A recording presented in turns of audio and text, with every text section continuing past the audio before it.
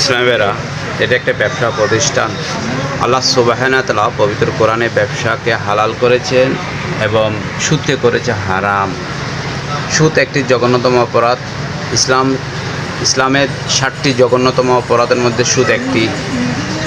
এখন অধিকাংশ ব্যবসা প্রতিষ্ঠানের মধ্যে দেখা যায় দোকান ভাড়া দেওয়া হবে, এই ধরনের সাইনবোর্ড অ্যাভেলেবেল হাজার দেখা যাচ্ছে। তার মানে এটাই প্রমাণিত ব্যবসার অবস্থা ভালো না। এরপর বাজারের মধ্যে অধিকাংশ দোকানপাট বন্ধ। বাজার কর্তৃপক্ষ ব্যানার দিয়েই মানুষকে জানিয়ে দিচ্ছে দোকানের অ্যাডভান্স ফ্রি, প্রথম মাসের ভাড়া ফ্রি।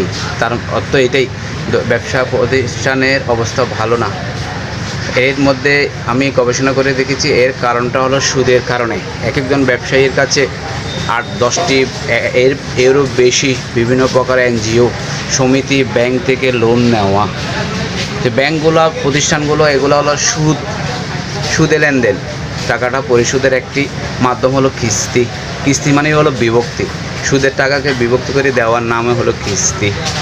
ইসলামের আসুন আমরা সুদ পরিহার করি, সুদের মতো জঘন্যতম অপরাধকে আমরা না বলি। এখন এর উপায় কী? উপায়টা হলো সাদকা। এর পরে আছে কবিতে কোরআনে কর্জে হাসনার ব্যবস্থা।